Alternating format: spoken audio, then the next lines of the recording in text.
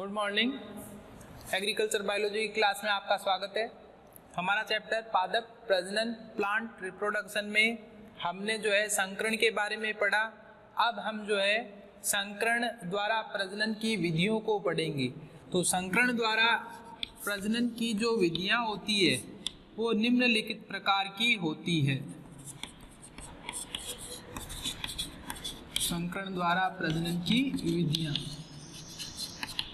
इसके अंदर फर्स्ट है वंशावली विधि। वंशावली विधि सेकंड है इसमें प्रतीप संकरण विधि। प्रतीप संकरण विधि थर्ड होती है इसमें पुंज विधि। पुंज विधि या इसे बल्क मेथड भी कहा जाता है। और चौथी होती है इसमें बहुसंकरण विधि। ये चार विधियां संकरण द्वारा प्रजनन की विधियों के अंतर्गत आती है। देखिए इसमें सबसे पहले है वंशावली विधि। वंशावली विधि वह विधि होती है जिसके अंदर चयन किए गए पादप जो जनक होते हैं और इनके जो पूर्वज पादप होते हैं उनके संपूर्ण वंशावली का क्या किया जाता है, रिकॉर्ड रखा जाता है। इनके लक्षणों का क्या किया जाता है, एक रिकॉर्ड बनाया जाता है, ताकि जिस लक्षण को लेकर के हम संकरण की क्रिया को करवा रहे हैं या जो संकरण के द्वारा जो उन्नत किस्म प्राप्त की जाएगी उसके बारे में संपूर्ण जानकारी हमें प्राप्त हो सके। और कौन से लक्षणों का इसमें समावेश किया गया है, कौन से लक्षण जो थे जनक पादप के अंदर चयनित किए गए थे, उनका भी पूरा का पूरा ब्यौरा या पूरा का पूरा रिकॉर्ड जो होता है वो हमारे पास उपलब्ध रहता है। इसीलिए इस विधि को वंशावली विधि कहा गया है। वंशावली विधि में जो F2 पीढ़ी होती है, F2 पीढ़ी के अंतर्गत या उसके बाद आने वाली जितनी भी पीढ़ियां होती है उनके पादपों को क्या किया जाता है, एकल पादप संतति के रूप में उगाया जाता है और इनसे लगातार क्या किया जाता है, आगे से आगे नई पीढ़ियां प्राप्त की जाती है और उनका भी क्या किया जाएगा, आगे वंशावली रिकॉर्ड रखा जाता है। इसीलिए यह संपूर्ण विधि जो होती है वंशावली विधि कहलाती है। सीधे शब्दों में हम ये बोल सकते हैं कि जितने भी लक्षण लिए गए हैं उन लक्षणों का एक रिकॉर्ड होगा और वो लक्षण कितनी पीढ़ियों तक आगे जा रहे हैं उनका भी पूरा का पूरा ब्यौरा जो होगा हमारे पास उपलब्ध रहेगा। इसीलिए इस विधि को वंशावली विधि कहा गया है कि जो जनक पादप है उस जनक पादप से कितने लक्षण हमने चयनित किए और उनमें से कितने लक्षण आगे संततियों में या पीढ़ियों में पहुंचे और कौन सा लक्षण जो था वो लगातार क्या हो रहा है, पीढ़ियों में उपलब्ध हो पा रहा है। तो इस सब का ब्यौरा जो होता है वंशावली विधि के द्वारा पता चलता है। वंशावली विधि का एक हमने सारणी बनाई है जिसके अंदर जनक पादपों को लिया गया है। यहाँ पर वर्ष है कि कौन से वर्ष में किस प्रक्रिया को अपनाया गया, यहाँ पर संकरण की प्रक्रिया को किस प्रकार से आगे बढ़ाते हैं उसके बारे में बताया गया है और विवरण के अंदर जो संकरण की प्रक्रिया हमने की उसका विवरण जो होता है वो हमने यहाँ लिखा है। तो यहाँ पर देखिए कि जो प्रथम वर्ष होता है, प्रथम वर्ष के अंदर हम जब संकरण की प्रक्रिया को आरंभ करते हैं तो उस समय जो जनक पादप लिए जाते हैं जैसे P1 व P2 लिए गए हैं। अब इन जनक पादपों के अंदर हम क्या करते हैं, लक्षणों का चयन करते हैं कि कौन से लक्षण हमको नई संतति के अंदर चाहिए। तो उन लक्षणों का समावेश जो होता है इन दोनों के अंदर है। अब इन दोनों लक्षणों को क्या किया जाएगा, हम संतति के अंदर प्राप्त करना चाहते हैं तो उसको ध्यान में रखते हुए क्या किया जाएगा, जनकों का चयन किया जाएगा और इन जनकों का क्या करवाया जाता है, संकरण करवाया जाता है, प्रजनन किया जाता है, जिसके फलस्वरूप हमें क्या है, द्वितीय वर्ष में F1 पीढ़ी प्राप्त होती है। जब F1 पीढ़ी प्राप्त होती है तो इस F1 पीढ़ी के अंदर हमें बहुत सारे पौधे प्राप्त होंगे। इन पौधों के जो बीज होते हैं उन बीजों को क्या किया जाता है, F2 पीढ़ी के लिए क्या किया जाता है, संग्रहित कर लिया जाता है। और इस F2 पीढ़ी को क्या किया जाएगा, अगले वर्ष जो है उगाया जाता है। जब क्या होगा कि हम F1 पीढ़ी से प्राप्त जो बीज हैं उनको जब उगाते हैं तो हमें जो है F2 पीढ़ी प्राप्त होगी, और ये F2 पीढ़ी जो होती है इसके जो पादप होते हैं लगभग 2 से 10,000 पौधों को क्या किया जाता है, चयनित किया जाता है। यानी कि उन 2000 से लेकर के क्या किया जाएगा, 10,000 पौधों का क्या किया जाएगा, चयन किया जाएगा। और इनमें से भी क्या होगा कि जो उन्नत लक्षण प्रारूप वाले जो पादप हैं, जिन्हें देखने पर पता चलता है कि ये पादप जो है उत्कृष्ट कोटि का है, तो उन उन्नत लक्षण प्रारूप वाले पादपों का क्या किया जाएगा, चयन किया जाएगा। बाकी पौधों को जो है क्या कर दिया जाता है, हटा लिया जाता है। तो 10,000 के लगभग जो पौधे हैं इनमें से क्या होएगा, लगभग 100 से 500 पादप ऐसे होंगे जो उन्नत लक्षण प्रारूप वाले होंगे, अच्छे लक्षणों वाले होंगे।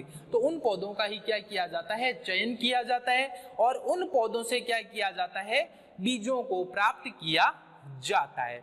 जो बीज हम यहाँ पर प्राप्त करेंगे 100 से 500 उन्नत लक्षण प्रारूप वाले पादपों से, उन बीजों को क्या किया जाता है, अगले वर्ष की क्रिया के लिए क्या किया जाता है, उगाया जाता है, जिसके फलस्वरूप हमें क्या है, F3 पीढ़ी जो है प्राप्त होती है। ये जो पादप होते हैं इनको क्या किया जाता है कि कतारों में उगाया जाता है, यानी कि इनमें समुचित दूरी रखते हुए जो है इन्हें एकल कतारों में जो है बोया जाता है।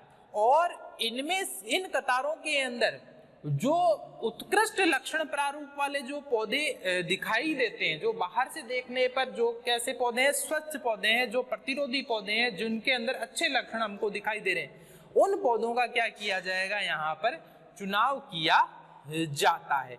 तो ये जो पादप होते हैं इनको क्या किया जाएगा, एकल कतारों में उगाया जाएगा, और इन पौधों के अंदर क्या किया जाता है कि स्वपरागण की क्रिया होने दी जाती है। स्वपरागण की जब क्रिया होगी तो उसके फलस्वरूप क्या होगा, हमें केवल जो है एकल पादप संतति ही प्राप्त होगी। एकल पादप संतति का अर्थ होता है कि पौधों के अंदर स्वपरागण की क्रिया करवाना, तो उससे जो बाहर से कोई नया लक्षण जो है उन पौधों के अंदर प्रवेश नहीं कर पाता है।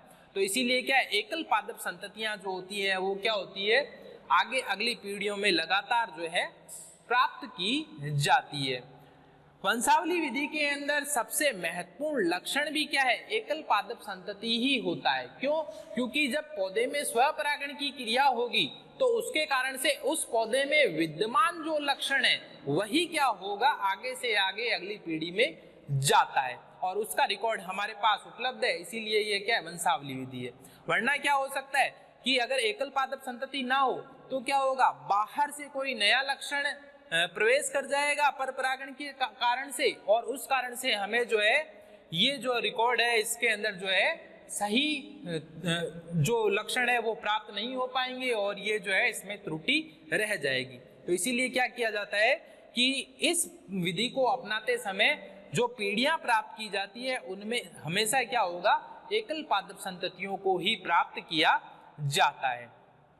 जब चौथे वर्ष F3 पीढ़ी प्राप्त हो जाएगी तो इन पीढ़ियों में से क्या करेंगे, हम केवल उत्कृष्ट लक्षणों वाले पादपों का चयन करते हैं, और इन्हें जो है अगले वर्ष के लिए जो है क्या करेंगे, उगाएंगे। इनके बीजों को लेकर के अगले वर्ष जो है हम नई पीढ़ी के रूप में F4 पीढ़ी को प्राप्त करते हैं। जो क्रिया होती है वो F3 की भांति ही दोहराई जाती है। F3 की भांति दोहराने का अर्थ होता है कि जिस प्रकार से हमने यहाँ पर एकल पादप संतति को प्राप्त किया, उसी प्रकार से क्या होगा, F4 पीढ़ी के अंदर भी जो है एकल पादप संततियों को प्राप्त किया जाएगा, और ऐसे पादपों का चयन किया जाएगा जो कैसे हैं, उत्कृष्ट लक्षणों वाले होते हैं। तो उन उत्कृष्ट लक्षणों वाले पौधों को क्या किया जाएगा, वापस नई पीढ़ी के लिए जो है चयन किया जाता है। तो इसीलिए क्या है, हमने यहाँ पर लिखा है F3 क्रिया को दोहराते हैं, अर्थात जो पिछली क्रियाविधि हमने अपनाई थी उसी क्रियाविधि को आगे बढ़ाया जाएगा, और उत्कृष्ट पादप लक्षणों वाले पौधों के बीजों को क्या किया जाएगा, संग्रहित किया जाएगा, और इन बीजों से फिर क्या किया जाता है, अगले वर्ष के लिए जो है हम पीढ़ी प्राप्त करते हैं। यह पीढ़ी जो होती है F5 पीढ़ी कहलाती है। इसमें हम क्या करते हैं कि जो F4 पीढ़ी के जो बीज होते हैं इन्हें क्या किया जाता है, 3-3 की कतारों के अंदर बोया जाता है। 3-3 की कतारों के अंदर जब इनको बोया जाएगा तो इससे क्या होगा कि पौधों के अंदर जो है क्या होगा कि केवल स्वपरागण की क्रिया जो है आसानी से होगी और इस कारण से एकल पादप संततियां जो है वो ज्यादा मात्रा में प्राप्त होगी। और यहाँ पर क्या होगा कि उन पौधों में से केवल और केवल जो है क्या है, उन्नत पादप संततियों को का ही क्या किया जाता है, चुनाव किया जाता है।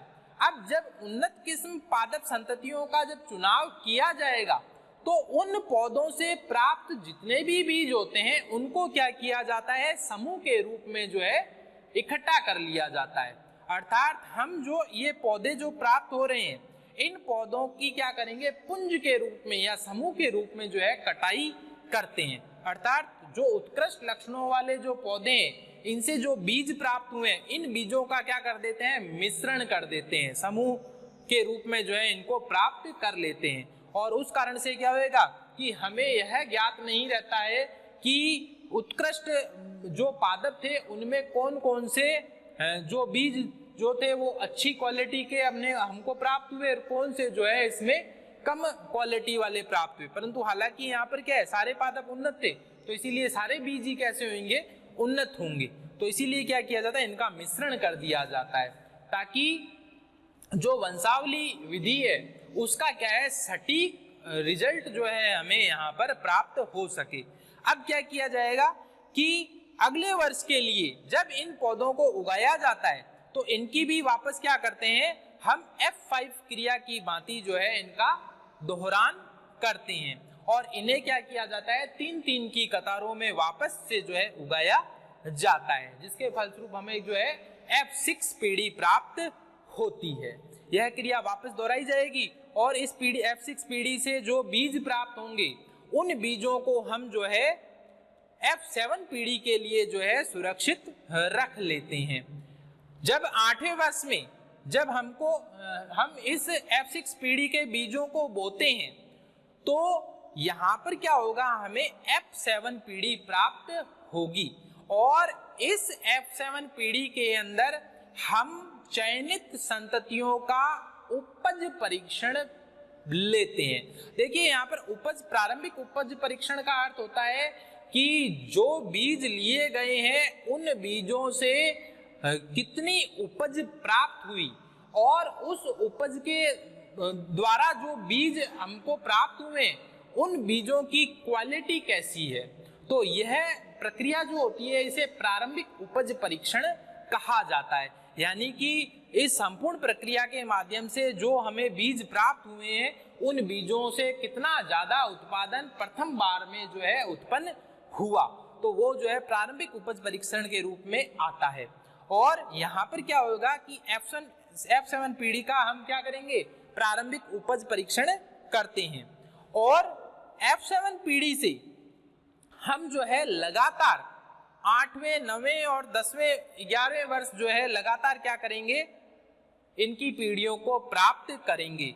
तो इससे क्या होगा कि बीज के अंदर जो लक्षण है लगातार वो एक ही बना रहेगा और उस कारण से हम उस बीज को जो है उन्नत किस्म का मान सकते हैं। तो इसीलिए क्या किया जाता है कि लगातार जो है 9 से लेकर के 11वें वर्ष में जो है इसकी 8वीं, 9वीं और 10वीं पीढ़ी को प्राप्त किया जाता है और इस दौरान हमें जो है उस बीज की गुणवत्ता के ऊपर जो है पूर्ण रूप से क्या हो जाता है, विश्वास हो जाता है कि यह बीज जो है वास्तव में जो है अच्छी क्वालिटी का या उन्नत किस्म का है और इसी को हम जो है उन्नत किस्म मान करके जो है इन बीजों को जो है अगले 12वें वर्ष के अंदर जो है उगाते हैं और इन बीजों को क्या करते हैं, इन बीजों से जो है बड़ी मात्रा के अंदर जो है नए पौधों को प्राप्त किया जाता है और उनका गुणन करवा करके जो है बड़ी मात्रा में हमें जो है बीज प्राप्त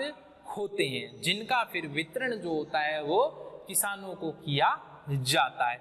तो इस आधार पर क्या किया जाता है कि संकरण की प्रक्रिया को अपनाया जाता है। यहाँ पर जो है यह प्रक्रिया जो है वंशावली विधि की प्रक्रिया कहलाती है।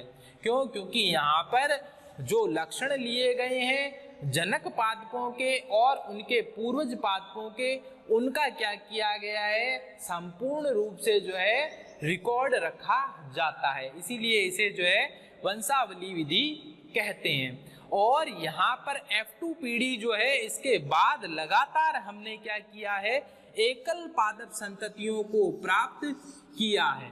तो लगातार एकल पादप संततियों को प्राप्त करने से जो है किसी बाहर से नए लक्षण के आने की संभावना जो होती है वो समाप्त हो जाती है। और यहाँ पर जो है जो लक्षण यहाँ से जनक से आ रहे हैं वो लगातार क्या है, एक अगली से अगली पीढ़ियों में लगातार जाते रहते हैं, जिनका रिकॉर्ड या ब्यौरा जो है रिकॉर्ड कर लिया जाता है। तो इसीलिए इस विधि को जो है वंशावली विधि कहा गया है। बाकी की जो विधियां हैं इनमें भी जो है इसी प्रकार से जो है संकरण की प्रक्रिया को अपनाया जाता है, परंतु थोड़ा थोड़ा इनमें क्या होता है, अंतर होता है। जैसे प्रतीप संकरण विधि, प्रतीप संकरण विधि में हम क्या करते हैं कि संकरण की प्रक्रिया के दौरान जो है पूर्वज पादप या जनक जो होता है उससे क्या किया जाता है, F1 पीढ़ी का वापस से क्या किया जाता है, क्रॉस करवाया जाता है। इसीलिए इसे प्रतीप संकरण या बैक क्रॉस कहा जाता है।